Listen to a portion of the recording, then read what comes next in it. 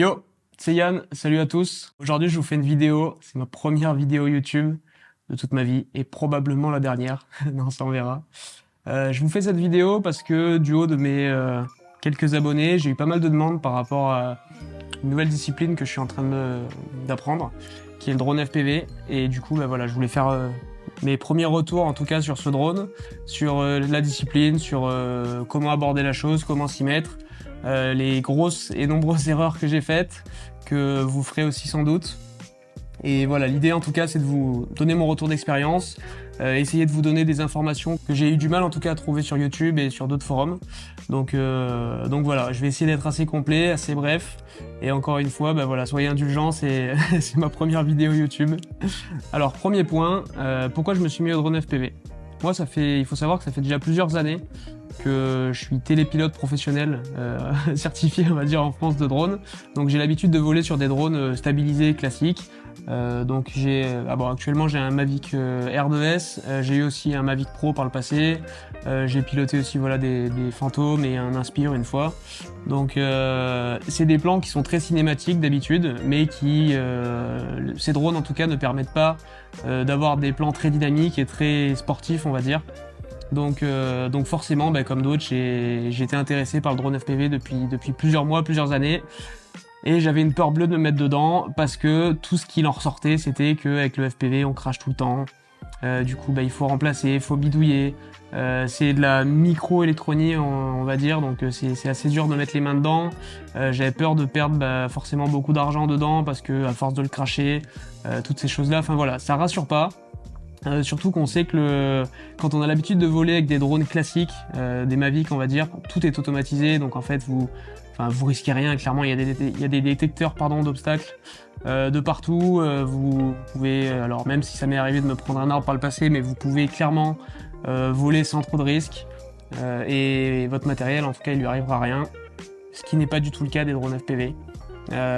Aujourd'hui en tout cas, certes il y a d'énormes progrès, c'est pour ça aussi que j'ai sauté le pas, mais c'est pas encore ça en fait. Avec un drone FPV, mis à part le DJI Avata, mais on y reviendra plus tard, vous pouvez pas voler, faire du surplace comme ça et attendre. Donc voilà, c'est ça aussi qui est flippant. Et c'est ça qui me repoussait beaucoup du FPV. Il faut savoir aussi que moi, voilà, j'ai toujours aimé piloter des choses. J'aime bien conduire des voitures, des motos. Quand j'étais gamin même, j'aimais bien piloter des petites voitures télécommandées. Enfin bref, c'est quelque chose que j'aime bien.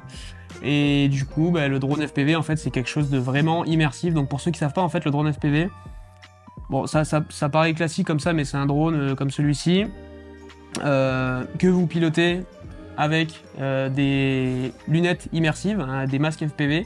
Donc en fait, vous voyez dans le masque exactement ce que voit le drone. Donc la sensation est totalement folle.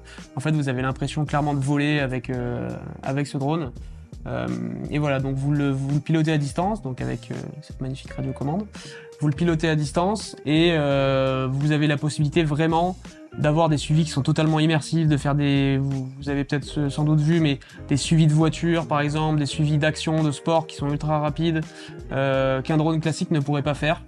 Donc voilà, en tout cas c'est l'intérêt du drone FPV. Donc comme je vous l'ai dit, moi j'ai mis vraiment longtemps, on va dire, à sauter le pas et à me mettre dans le FPV, bien que je consommais en tout cas beaucoup de contenu de drone FPV, parce que voilà, j'avais peur de cracher.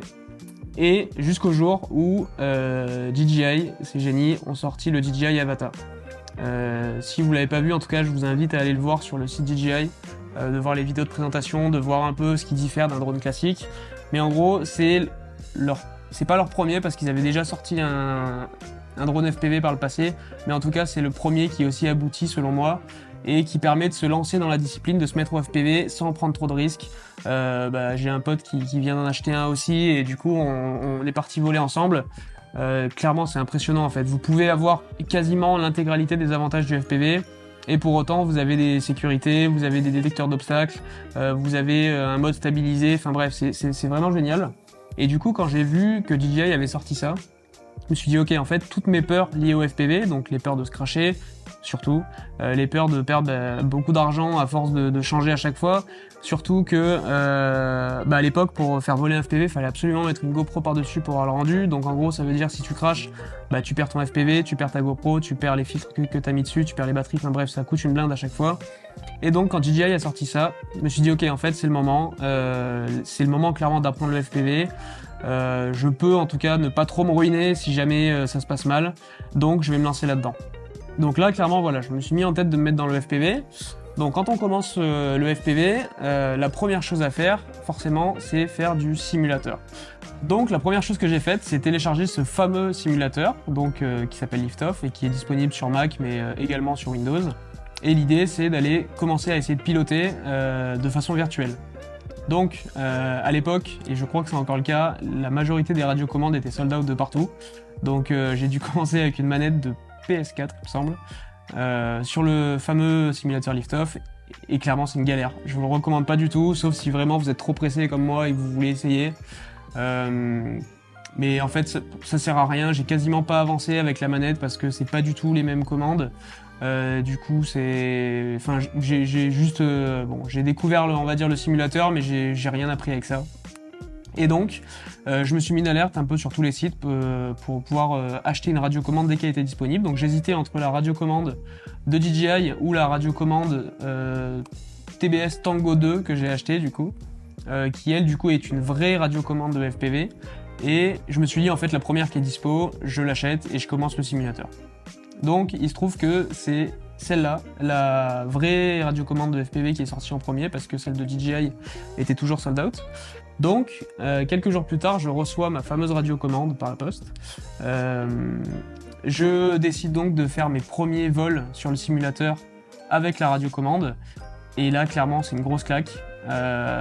Parce que je pensais en tout cas savoir plutôt bien piloter des drones. Et là, en fait, je me rends compte que c'est un désastre. C'est un désastre total. J'arrive pas à faire voler le drone sans l'éclater dans un mur ou sans me retourner. Enfin bref, plus de 3 secondes d'affilée. Et là, je me dis franchement, ça va être long, ça va être très très long. Bien que les DJI Avata, en tout cas, soient hyper stabilisés, je me suis dit ça va être une galère de fou. Mais bon, en tout cas, je lâche pas. Je vois que beaucoup parviennent à faire voler ces fameux drones, ces petits monstres. Donc je me dis, écoute, il n'y a pas de raison que je sois plus con qu'un autre. Donc feu, je continue, je lâche pas. Je me frappe du coup plusieurs heures.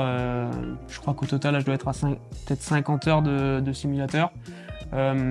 Pour pouvoir vraiment appréhender la chose. Et l'avantage au moins c'est que tu peux te crasher autant que tu veux sur le simulateur, il n'y a pas de risque financier, tu perds pas de drone, tu perds pas de GoPro, enfin bref, tu perds rien. Donc feu, on y va. Et j'enchaîne les heures. Donc à ce moment-là, ça fait déjà plusieurs heures, voire plusieurs dizaines d'heures en tout cas que je pratique le simulateur et je suis plutôt à l'aise. J'arrive à faire des trucs plutôt sympas, des mouvements assez cinématiques, des choses qui me plaisent et des choses que j'ai l'habitude de voir dans des vidéos de FPV. Donc je me dis allez, c'est le moment, il faut m'acheter ce drone maintenant. Et comme par hasard, pile à ce moment, DJI sort un truc de ouf. Ils sortent le DJI O3. En fait, DJI O3, tout simplement, c'est la caméra qui se trouve à l'intérieur du drone. Jusqu'à présent, en tout cas, il me semble que l'intégralité des drones était équipée d'une DJI O2. Donc en fait, c'est la caméra qui est dans le drone et qui voit, et d'ailleurs qui reflète ce que vous pilotez pendant que vous pilotez. Sauf que la DJI O2 en tout cas était pas du tout prévue pour sortir des vidéos de qualité derrière. Et là clairement ils sortent le DJI O3 et en fait ça change tous les specs. Et surtout c'est exactement la même caméra que dans le DJI Avata qu'on va pouvoir mettre dans des drones normaux. Donc en gros la bonne nouvelle dans tout ça c'est que on peut sortir des plans totalement exploitables, propres, avec une belle qualité depuis cette petite caméra. Et donc il n'y a plus besoin de rajouter une GoPro par dessus. Et là, je me dis, ok, donc là, en fait, je prends encore moins de risques si je me crache, je perds pas de GoPro. Et vous allez voir plus tard que j'ai bien fait parce que je pense que j'aurais déjà perdu 2 ou 3 GoPro depuis le début. Mais voilà. Donc à ce moment-là, ils sortent le DJI O3, donc je me dis, ok, concours de circonstances, trop bien, en fait, ça me permet d'avoir les avantages du Avata dans le sens où le Avata, il n'y a pas besoin de mettre une GoPro dessus. Ça me permet aussi d'avoir les avantages du vrai drone où on est totalement libre et c'est quand même un peu moins bridé que le Avata. Mais pour autant, il y a toute cette partie sécurité, détection d'obstacles, stabilisation que le DJI Avata peut avoir, que celui-là n'a pas du tout. Donc je me dis, écoute, le simulateur je le maîtrise, donc il n'y a pas de raison que le drone je le maîtrise pas. Et donc j'ai acheté ce super drone qui est un Nazgul V2 Evoque, il me semble, je vous mettrai exactement le lien ou la description. Et du coup, donc il est équipé du DJI O3, je l'ai acheté sur iFlight directement. J'ai dû acheter également donc des batteries qui sont en tout cas totalement différentes des batteries que j'avais l'habitude de faire voler avec mon Mavic. Là, c'est des batteries LiPo, ça ressemble à des batteries vraiment artisanales, on va dire. Mais en tout cas beaucoup moins travaillées. C'est une LiPo 6S que j'ai pris, donc 6 cellules. Ça, à la limite, si ça vous intéresse, je pourrais refaire une vidéo là-dessus pour vous expliquer un peu du peu que j'ai compris en tout cas, et vous retranscrire ces infos sur les batteries. Mais voilà, donc il faut acheter des batteries en plus. En gros, il faut compter dans les 40 balles par batterie. Il faut acheter un chargeur de batterie. Ça aussi, je crois que ça m'a coûté genre 120 balles. Enfin bref, il y a plein de choses à ajouter au panier au début. Mais bon, l'avantage, c'est que si on se crache, il n'y a que ce petit truc qui crache. Et le reste, on va dire, c'est de l'investissement durable. Notamment ce masque qui coûte une blinde, mais pour l'instant j'en suis pas mécontent. Alors en ce qui concerne le drone, alors désolé, à l'époque je savais pas que j'avais une carrière de youtubeur qui m'attendait, donc j'ai pas du tout fait de vidéo unboxing ou quoi que ce soit. En tout cas, c'est un drone BNF, donc ça veut dire Bind and Fly. L'idée en gros c'est que, bon là c'est iFlight, mais il y a aussi d'autres sociétés je crois qui le proposent. Mais vous recevez le drone, il est déjà monté, vous avez juste à rajouter les hélices en plus. Et vous avez juste, entre guillemets, à le binder à la radiocommande, et normalement il est prêt pour voler. Donc je le déballe, je le sors de la boîte, je monte les hélices. Alors grosse erreur parce que en gros il faut surtout pas monter les hélices et essayer de l'activer à l'intérieur, parce que en fait les hélices ça coupe pas mal. donc première erreur, ça ne le faites pas. Mais voilà, donc je le sors, je monte les hélices, je vais pour le binder. Donc en fait il y a un petit bouton en dessous sur lequel il faut appuyer en même temps qu'on appuie sur la RC pour pouvoir le binder. Sauf que ça marche pas. En fait ça marche pas du tout. Alors c'est peut-être lié à ce modèle de drone, ou alors à ce drone en particulier, parce que ça a peut-être été mal conçu ou j'en sais rien. Mais en fait la touche est pas assez accessible. J'ai essayé avec des cure-dents, avec des tournevis, avec plein de choses, et ça marche pas du tout. Donc allez, ça fait 10 minutes que je l'ai reçu, et je commence à déjà tout démonter le drone pour pouvoir accéder à ce petit bouton de bind. Et là en fait j'ai mes premières sueurs, parce que je commence à démonter le haut, je commence à démonter le bas alors qu'il fallait d'abord démonter le haut. Au moment où je dévisse une vis, j'entends en le faisant un peu secouer qu'il y a un bruit chelou, genre comme une vis qui s'est perdue dedans. Je me dis ça y est, j'ai déjà fumé mon drone alors que je l'ai même pas encore fait voler.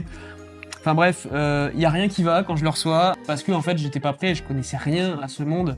Et si c'était à refaire, en tout cas les prochains drones que je recevrais, du coup maintenant que j'y comprends un peu plus, ça me ferait pas le même effet. Mais là en tout cas quand je le reçois, j'ai mes premières sueurs, je vois que ça marche pas. Pareil, j'essaye donc j'enlève les hélices, j'essaye de le démarrer pour voir si les moteurs tournent. Impossible de faire tourner les moteurs bien sûr. Je comprends pas, en fait je comprends rien du tout à ce qui se passe. Et je finis par me connecter à Betaflight. Donc vous verrez, en fait c'est un logiciel qu'il faut télécharger et sur lequel on peut accéder à des réglages internes du drone. Je finis en tout cas par me connecter à Betaflight, et là je vois pareil que le drone il tourne dans un sens, ça va pas du tout, les réglages sont pas bons. Donc je comprends pas ce qui se passe. Et là c'est le début du FPV, et en fait ce que je conclus aujourd'hui en tout cas, c'est que quand on se met au FPV, il faut s'apprêter déjà à passer des heures sur YouTube, sur des forums, sur des groupes Facebook de FPV, enfin bref, toutes ces choses là. Et surtout chaque drone FPV est un peu différent, donc chacun va parler de son expérience ou de son modèle, mais ça correspond pas forcément à ce que vous avez vous. Donc c'est un peu une galère, mais à force de lecture et de curiosité, on va dire, ça finit par rentrer. Je commence à comprendre des termes qui me semblaient du chinois à l'époque, donc je sais pas, le SC, la RX, le OSD, enfin bref, c'est des accumulations de lettres, ça veut rien dire, mais ça signifie quelque chose dans le FPV en tout cas. Donc si vous y mettez, je vous conseille en tout cas de commencer à appréhender ces termes. Résultat, Je le branche à Betaflight, je fais plein de recherches, j'arrive à comprendre pourquoi il tourne tout le temps sur lui-même. En fait, c'est parce qu'il faut changer au début dans la configuration de la manette l'ordre des lettres, des A, E, T, R, je sais plus dans quel ordre il faut le mettre. Mais en tout cas, c'est juste le mode qui correspond au mieux à votre joystick. Là, en gros, les joysticks étaient inversés. Si jamais je le faisais voler comme ça, en fait, il aurait décollé, il aurait tourné sur lui-même. Enfin bref, ça aurait été un merdier et il aurait jamais volé. Donc, après quelques forums, quelques réglages sur Betaflight, ça y est, le drone est prêt. Et là, je me dis, bah, allez go, c'est le moment de vérité. Donc, je pars. Je pars avec mon pote Gauthier. On s'en va sur un spot un peu sur les hauteurs où on a le droit de voler avec le FPV, parce que pareil, bah, c'est malgré le fait que ça ressemble à un petit jeu, en fait, bah, y a une grosse réglementation derrière, donc on peut pas voler n'importe où. Donc on recherche un peu des spots légaux, on va dire. On va s'y mettre. Lui, entre-temps, il a reçu son DJI Avata. Moi, j'ai reçu mon drone. J'ai fini le simulateur, tout ça. Enfin bref, on est prêt. Donc on y va. J'arrive sur place, je branche ma batterie, je branche mes lunettes. Je vois le retour vidéo, nickel. Je le démarre. Les hélices tournent. Je le fais voler, là, il se lève. Je fais genre 5 ou 10 mètres. Quand tu veux. Là, il se passe un truc de ouf dans ma tête. Enfin, j'ai une sensation de voler, c'est indescriptible. Et je me dis, ça y est, putain, je suis en train de faire mon premier vol en FPV. Et là, c'est le drame.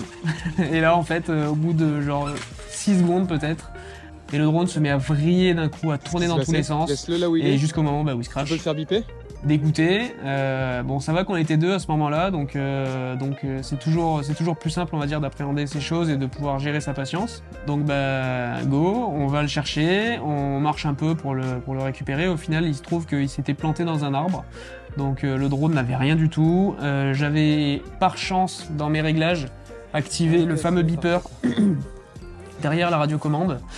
Ça, en tout cas, c'est la première chose que je vous conseille de faire, même si vous comprenez rien au réglage, si quoi que ce soit, cherchez le réglage pour activer le beeper. Ça va vous sauver, en tout cas, peut-être 700 balles de votre drone que vous allez ne pas perdre et que vous allez pouvoir retrouver. Donc on le récupère, je vois que tout a l'air d'aller, on revient sur le spot, et là je me dis, bah, je peux pas m'arrêter là, en fait, il faut repartir. Donc j'essaye de le refaire voler.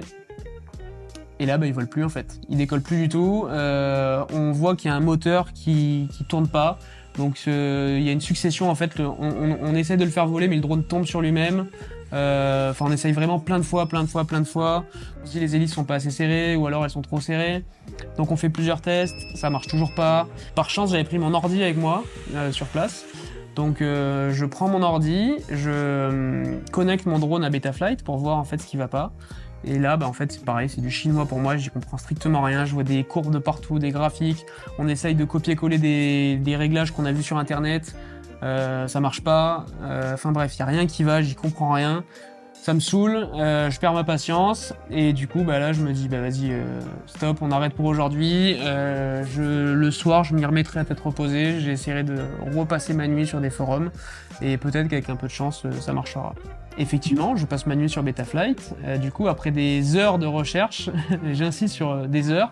En fait, ça m'a duré 2 jours, je crois. Je tombe sur quelqu'un en fait qui me dit que sur le site de iFlight, donc là où j'ai acheté le drone, il propose en tout cas des manuels forcément pour chaque drone avec des réglages Betaflight.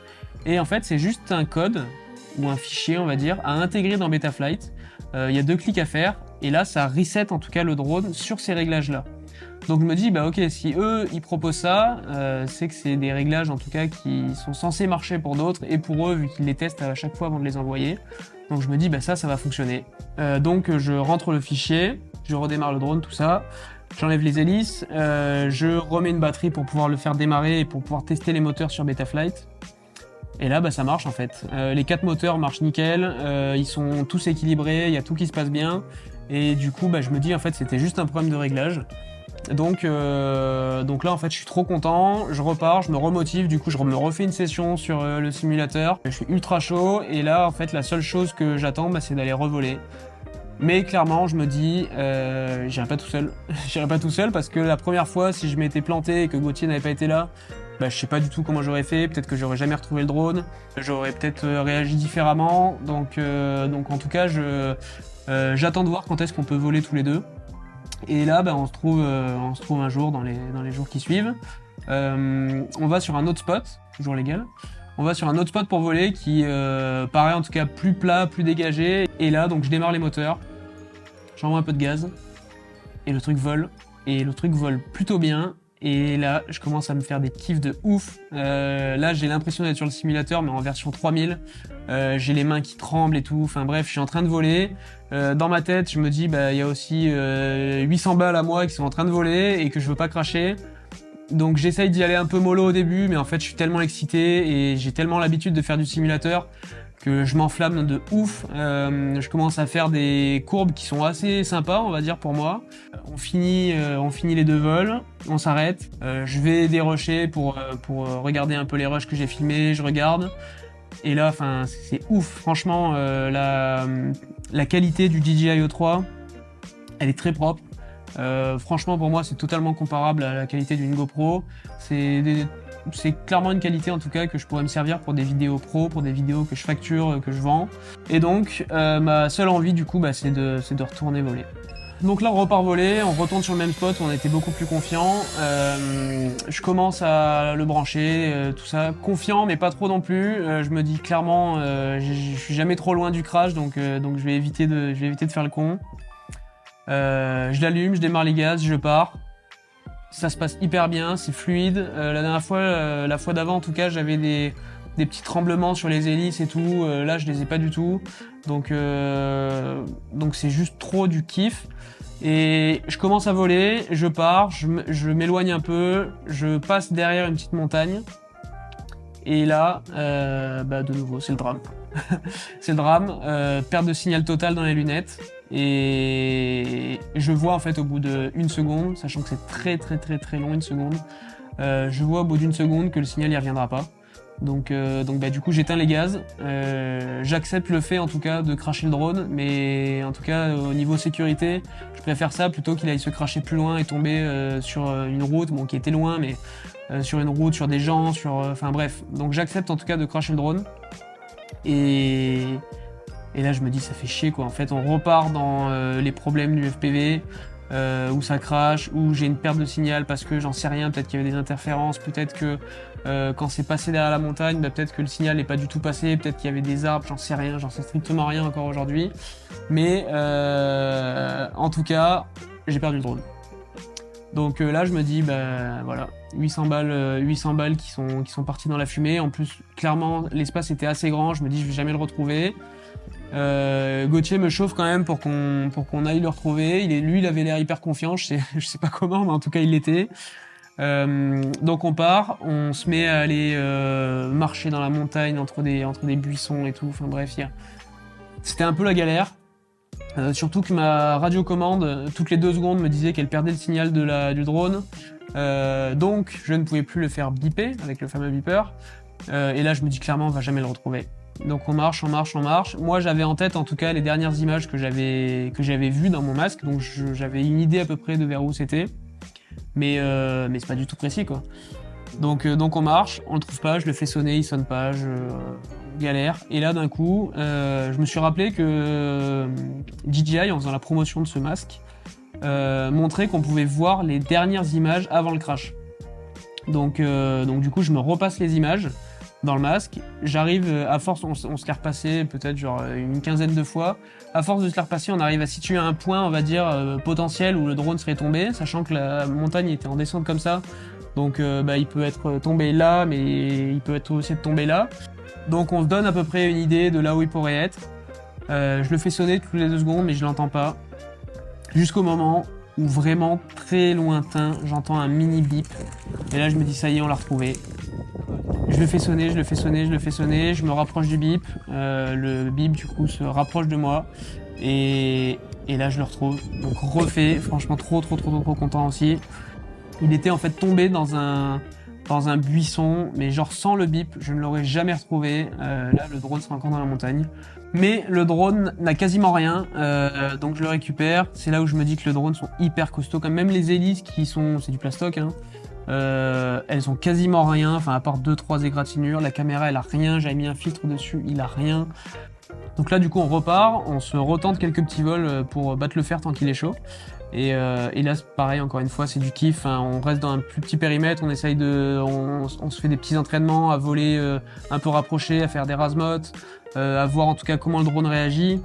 Et enfin voilà, encore une fois que du kiff. Donc résultat, bah, j'ai retrouvé mon drone, tout va bien.